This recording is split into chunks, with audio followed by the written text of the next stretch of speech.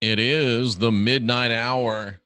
I am Jeffrey Daugherty, and you are here for Unindoctrinate. We're talking about the assault on Aquarius, angels and demons, the 1960s cultural false flag. And when we left you last, Elvis Presley had been in Germany. His mother had been killed by MKUltra, Tavistock mind control forces, and Presley himself was under severe attack from the same and had been induced into at least experimentation with pharmaceuticals. And now he was released from the United States Army back on his way home. The great plot against Elvis Presley had fallen.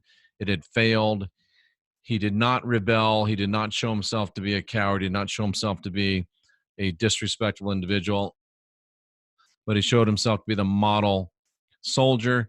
So he returned home to a huge welcome in 1960, and he was literally at the top of his game. Of course, his mother being killed, not a part of the picture.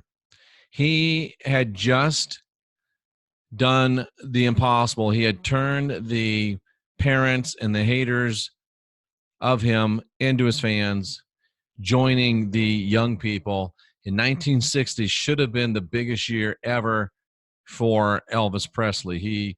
Charlie Hodge, his great friend, shared with me that Elvis had great fears, that the public had forgotten him while he was away in the Army, and there was a frenzied crowd that welcomed them back. Charlie said Elvis was in great spirits. He was talking about getting back in the studio. He wanted to find ways to get back in front of his still adoring public, and they wanted to perform live as soon as possible. But, ladies and gentlemen, as we come into Unindoctrinate tonight,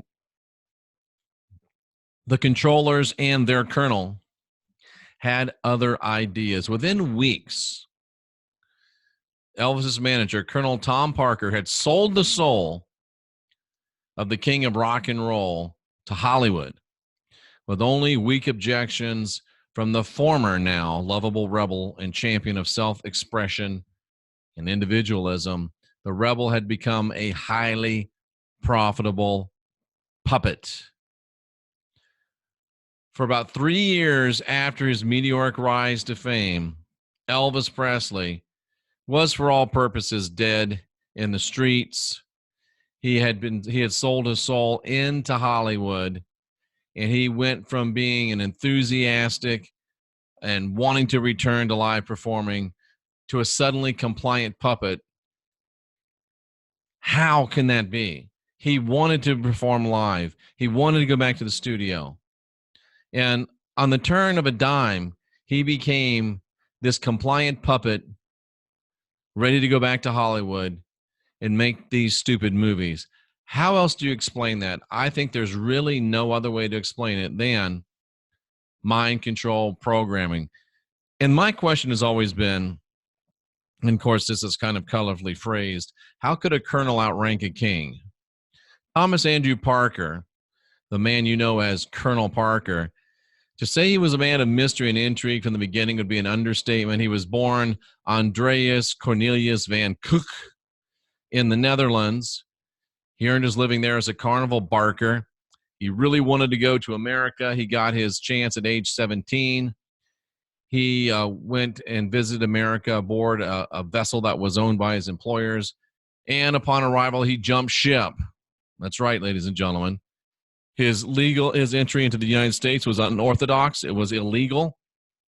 And it was for this reason and more that we'll get into that Colonel Parker would never seek a passport.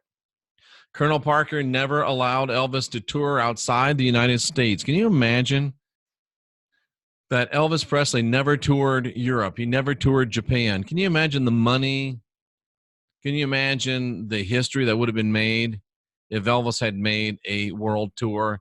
And incidentally, we're really jumping the story, but that's exactly what he wanted to do in 1978. But of course, 1978 never came for Elvis Presley, but that's much, much further down in the story. Also, as was related in the book, The Colonel, and the extraordinary story of Colonel Tom Parker and Elvis Presley, it was reported that the Colonel was actually wanted in relation to a murder in his hometown, that he was at least a person of interest in, if not a suspect. But anyway, Parker got sent back, and he found his way back to the United States at age 20. He enlisted in the United States Army, and this is where Colonel Tom Parker was born. He assumed the name of the officer that swore him in to avoid possible detection under his own name. The reality, folks, is that there never really was a Colonel Tom Parker. He was, for all purposes, a spook, an invention. And I can't help but wonder, and I talked a little bit about this with Chris Jericho, that when we were on Talk is Jericho, I would say it's my conviction that Parker could well have been a patsy by the MK Tavistock controllers, or even the controller of Elvis Presley himself. Parker served 2 years in the 64th Regiment of the Coast Artillery at Fort Shafter in Hawaii, and shortly afterwards he re-enlisted in Florida, and he served honorably before that, but suddenly he went AWOL and was charged with desertion. He was punished with solitary confinement, from which he emerged with a psychosis that led to 2 months in a mental hospital. Think of this, folks. He then got discharged from the Army due to his mental condition. To put it very, very mildly, Parker's background made him highly subject to threats, highly subject to blackmail, and highly subject to manipulation from any person, organization, or entity with the ability to access his personal information. Some type of a governmental organization, perhaps, an MKUltra, a Tavistock mind control organization, a sketchy background, a fake name, and a hidden history of mental illnesses. Folks, these are the stuff of which patsies and informants are made. We're talking about the assault on Aquarius. We're talking about angels and demons. We're talking about the 1960s cultural false flag. Think about this, folks.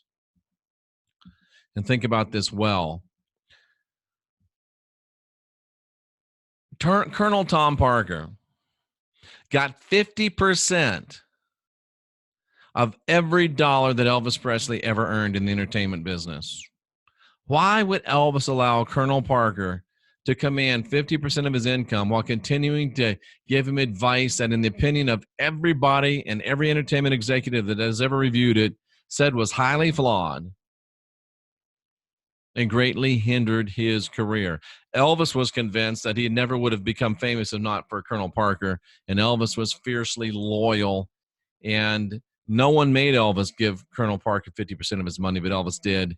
But I think he did it out of control.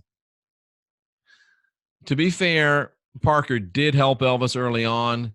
Parker had the foresight to take a chance on a young artist that many had passed on. He was instrumental in launching Elvis's career. When the fame of Elvis exploded into an international phenomenon, Parker was way out of his league. Elvis knew that he should have moved beyond Parker by late 1958, but his loyalty overruled both his intellect and his advisors, as I wrote in my book, Assault on Aquarius. But the question I've always asked, and I've asked Charlie Hodge, I've asked J.D. Sumner, I've asked James Burton, and they just shrug and say we tried to tell him. But the question is, why did Elvis go against his own artistic instincts? Why did Elvis go against the advice of all of his friends and allies and retain Parker? And why was he giving Colonel Parker 50% at the time when a normal agent's take was only 10, even a super agent was 20? Why did he allow Parker to keep him in movie contracts that were as professionally uninspiring as they were profitable? Elvis made 27 movies, ladies and gentlemen. And what you need to know about those movies is, yeah, they stunk. Yeah, they were lousy. But they were the most financially successful movies of the era. Of that era in Hollywood, the saying was, the only sure thing in Hollywood is an Elvis Presley film. Elvis was the highest paid actor in Hollywood. Yet, he was miserable, according to his friends. It's my studied opinion, folks, that Elvis was under tremendous and continual assault by MKUltra, Tavistock mind control agents. I believe Colonel Parker was at least complicit in this, might have even been his handler. The MK Tavistock forces leveraged the colonel's illegal status and the fact of his hidden mental condition to keep him doing their bidding with Elvis Presley. Who knows what substances, what germs, what contagions Colonel Parker could have induced into Elvis to eat, drink, breathe? What could he have injected Elvis with as he lay sleeping? Folks, this is a man that painted sparrows yellow to sell them as parakeets, literally. There's nothing that the phony Tom Parker would not have done to save his own rear end, ladies and gentlemen. Do this or you're going to be exposed and likely go to jail. That's a powerful hammer to hold over the head of an ego as fragile as that of Colonel Tom Parker. Or at the very least, he did his best to keep Elvis on the drugs that made him more susceptible to the mind control and his own lame mismanagement. And those movie years was the great bulk of the 1960s, folks. He didn't get out of those contracts until 1960. The rebel spirit, gone.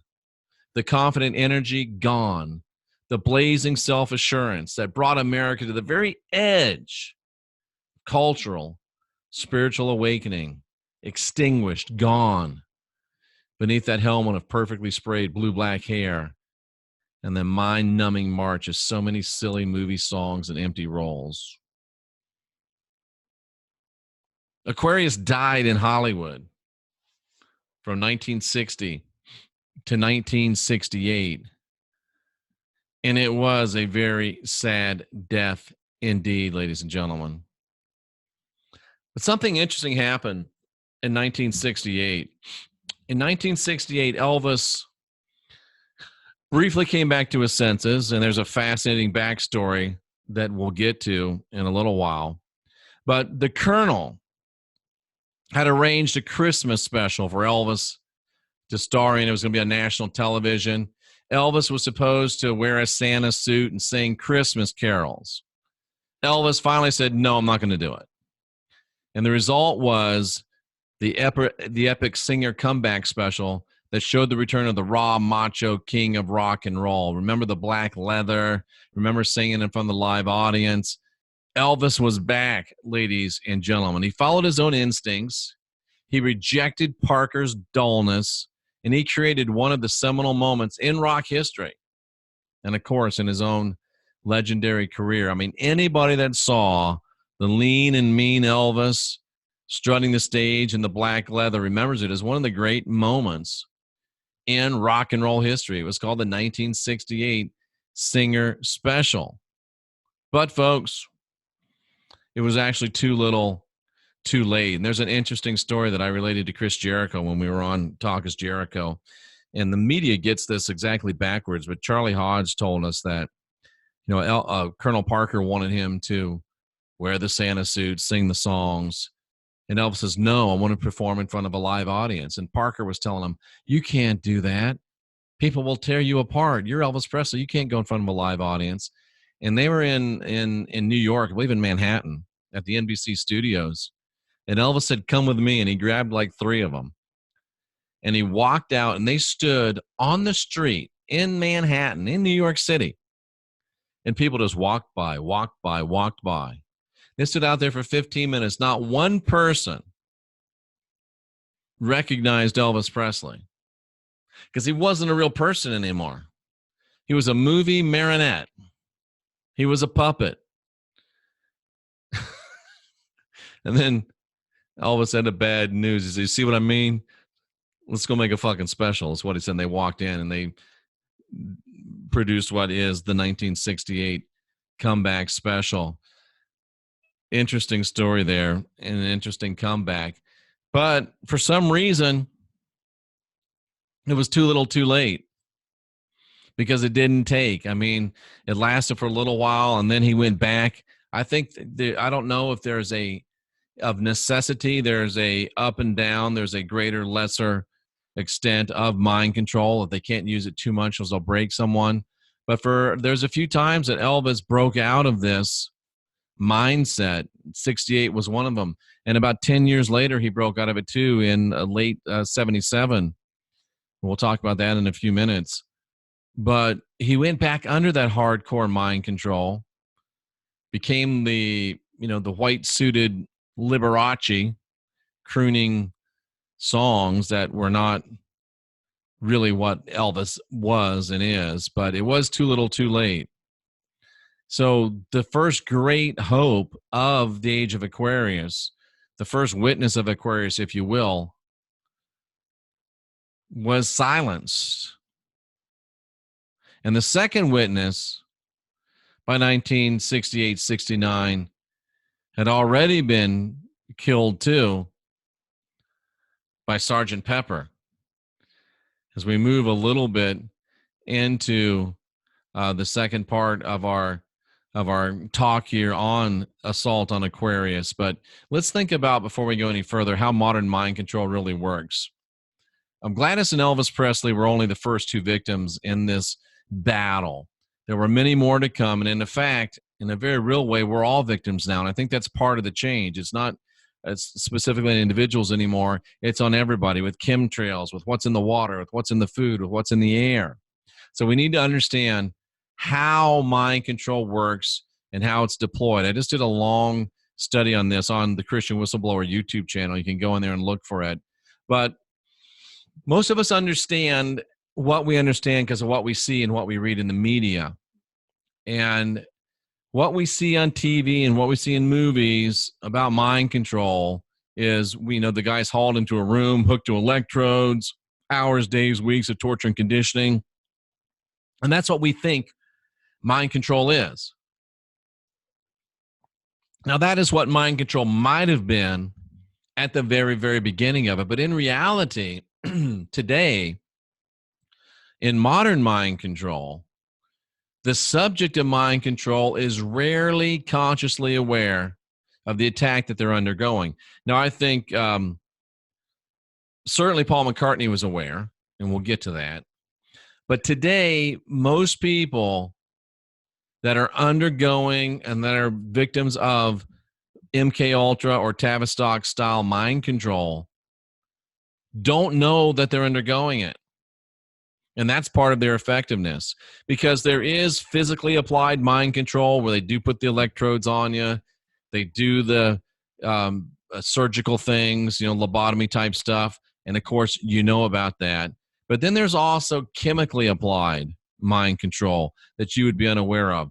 There's also electronically applied mind control that you would be unaware of. And there's also astrally or spiritually applied mind control that you would be unaware of, because the drug one, other than putting the drug in your food or in your body, the electronic one, the spiritual one, it's not applied and does not require physical contact. And I was made aware of this by an associate of mine that is a former Illuminati insider. He's also a medical doctor and a shaman. And most mind control is applied in the spiritual realm, according to him, to the spiritual essence of the person that is being targeted. And the growth and evolution of both spiritual thought and scientific discovery are making us increasingly aware of the energetic makeup of humans. We're coming to understand, and so are the bad guys, that the spiritual or the energetic part of us is at least as real as a physical part, and some people think it's even more real. So whatever they do to the energetic part of us will be manifest in the physical part of us. And as we talk about and move in to start talking about McCartney, I believe that based on continued study and meditation, that there's another type of mind control that is taking place. Generally speaking, most spiritual workers believe that we live in a world, we used to believe we live in a world of layers, for lack of a better word. Our physical dimension, layer 1, spiritual dimension, the astral layer 2, and then above that, the etheric layer 3. That's overgeneralized. But what we're beginning to understand now is that instead of layers that we're living amongst frequencies of existence. And they're not neatly stacked, but they're all really here all the time. And we just tune into different frequencies at different times.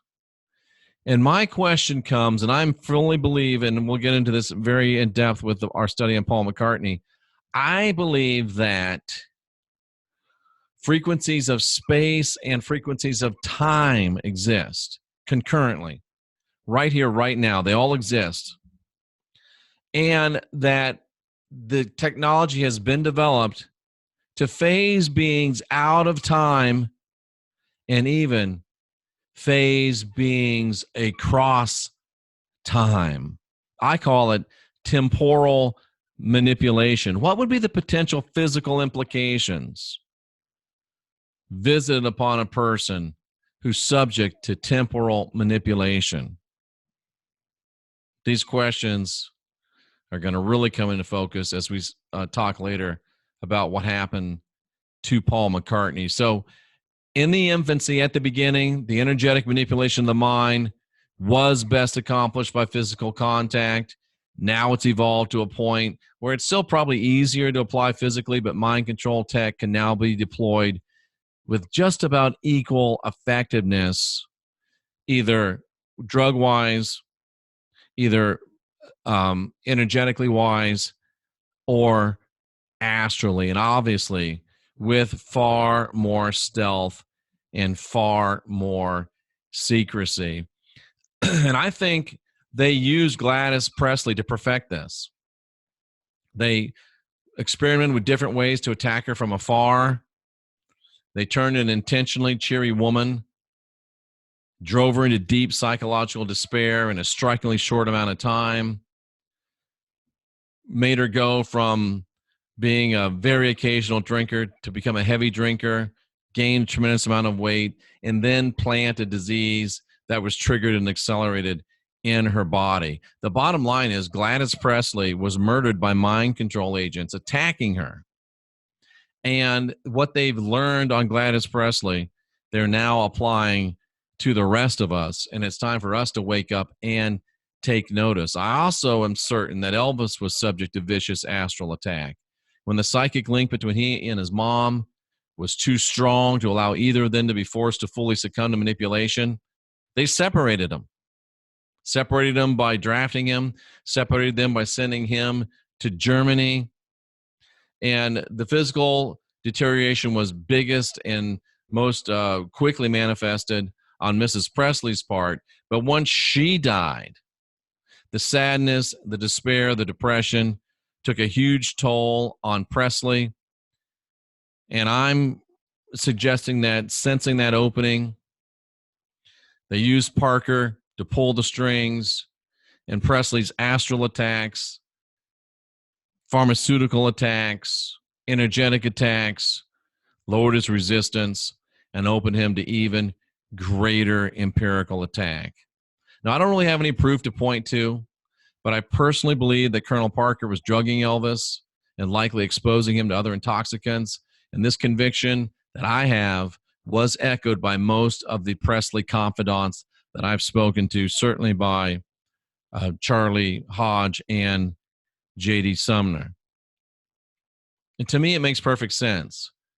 The free-spirited, lovable rebel gets turned into a weakened state and gets turned into a movie parrot, and it removes him as an agent of cultural change.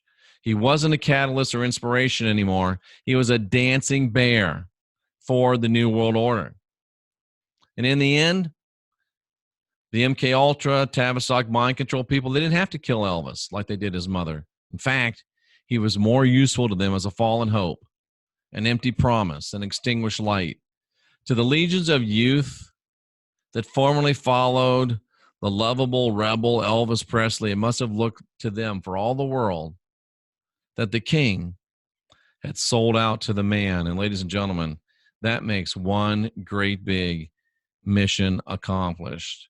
And we've come a long way. We've talked about a lot of things, and we're about to really talk about some things that get just crazy, ladies and gentlemen. But the main point of this is not just to understand what happened to Gladys Presley? What happened to Elvis Presley? What happened to Paul McCartney as we get into it? But the thing to understand is it's not even the Manson or the Kennedy that is the main thing about this. The main thing about this is that these powers that be rolled out plans, carried out plans that were successful and have been so successful that just now, 50, 60 years later, we're actually starting to ask questions. We're actually starting to think about things that we haven't thought about, ask questions we've never asked. That means that their tactics were effective. They worked. And one thing that these people lack is creativity. And they will use something that works over and over and over again until it doesn't work. So we know what's coming. We know what they're going to try to do to us. We know how they're going to try to do it to us. And if we sit up and take notice, if we learn from Mrs. Presley, if we learn from Elvis, if we learn from Paul McCartney, if we learn from the Manson situation, if we learn from the assassination of President John F. Kennedy and the cover-up thereafter, if we learn from the assault on Aquarius, if we learn from these angels, if we learn from these demons, if we learn the lesson of the 1960s cultural false flag, we can make sure it doesn't turn into the 2020 cultural false flag. We can fight off what they were unable to fight off. And at the end of the day, perhaps Elvis's greatest service to humanity might be from beyond the grave. Perhaps Sir Paul McCartney's great service to mankind might come now and make up for what didn't happen then. Who knows, folks? But when we come back, we're going to leave the king for a minute and look at the princes. And almost immediately as the king fell, 4 angels from across the Atlantic seemed to take up his fallen mantle. And one can only imagine what would have happened if Elvis and the Beatles had been on top at their best simultaneously. More on that when we get back. I'm Jeffrey Daugherty, the Christian Whistleblower on YouTube. This is Unindoctrinate. We're taking you into the midnight hour, reminding you of your personal power, and we will be right back.